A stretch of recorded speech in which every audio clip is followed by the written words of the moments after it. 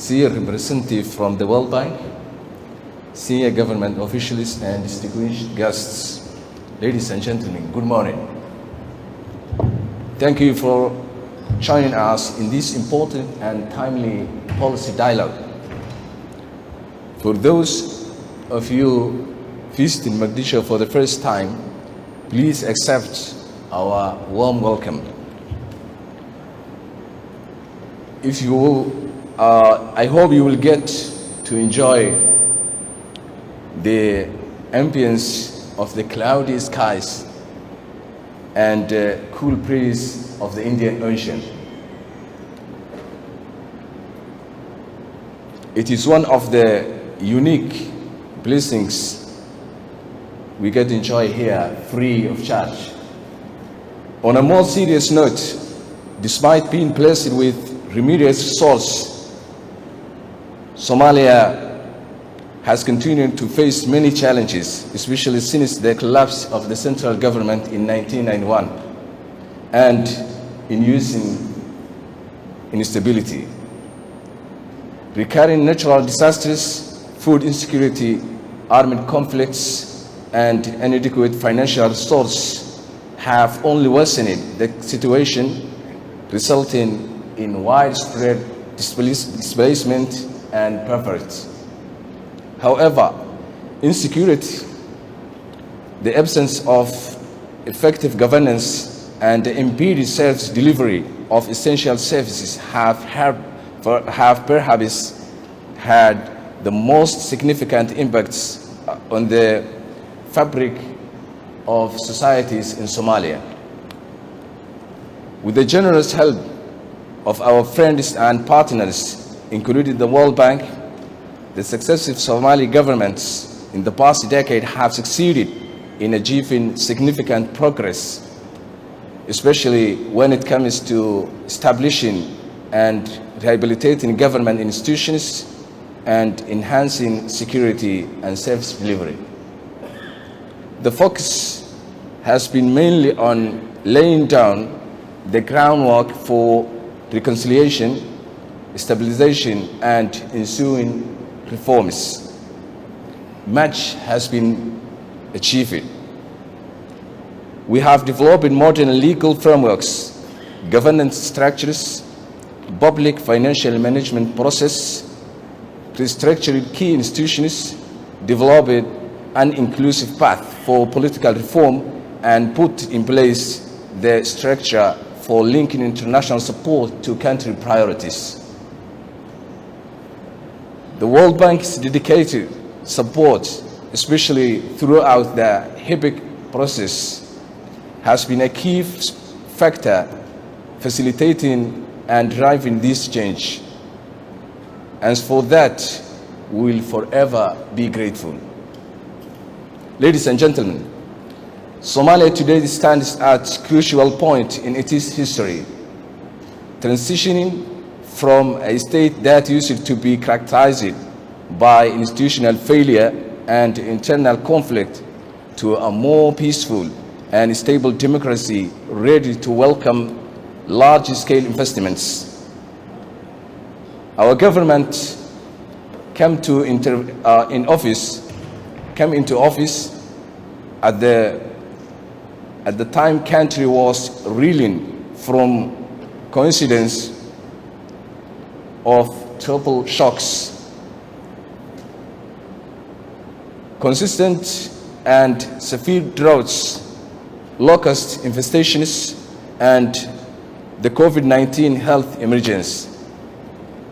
As we speak today, many parts of the country are still grappling with the catastrophic consequence of the climate change impacts. Ladies and gentlemen, His Excellency President Hassan Sheikh Mohamud came into office with the promise to materialize a vision of Somalia at peace with itself and at peace with the rest of the world. We formulated our policy priorities for the next 4 years, taking full stock of this vision. The progress made so far. Our 6-pillar government program prioritizes the key drivers of inclusive growth, liberating territories and the security architecture, justice and an independent judiciary, inclusive politics, economic growth, social sector development, and the Somalia at peace with the world. But as the renewed Nobel Peace Prize laureate Muhammad Yunus once said, peace is threatened by unjust economic, social, and political order, absence of democracy, and environmental degradations. We must certainly believe that peace cannot be simply achieved through military means. Actually, socio-economic development is in fact an important factor in achieving and sustaining peace. Just Benjamin Franklin once said, when men are employed, they are best contented. The World Bank's collection of policy notes on our tables today, titled Unlocking Somalia, Unlocking Somalia's Potential to Stabilize, Grow, and Prosper, put forth practical advice for stimulating inclusive and economic growth, enhancing economic resilience and diversity, and support employment and job creation. I am certain that today's policy dialogue between our visiting experts and government officials, as well as policymakers, will stimulate our collective line of thought to allow Somalia to live up to its huge potential, leverage its wealth of resources, and reap demographic dividend. Ladies and gentlemen, I cannot emphasize the importance of the generous assistance Somalia has been receiving from the World Bank and other development partners in paving the way for our country and our people to able to stand on their own feet. To be specific, the different projects implemented by the World Bank have been instrumental in building resilience and nurturing effective governance institutions. However, the sustainability of these achievements hinges on our capacity to lead these efforts, execute them with complete ownership, and the existence of strong institutions capable of delivering our visions. As a government fully cognizant of where we have been, we are proud of what we have achieved together so far. And as we inch towards the completion point of the debt relief process, there will be a significant increase in our need for technical capacities to be able to plan, manage, and execute the investments and loans that will follow in.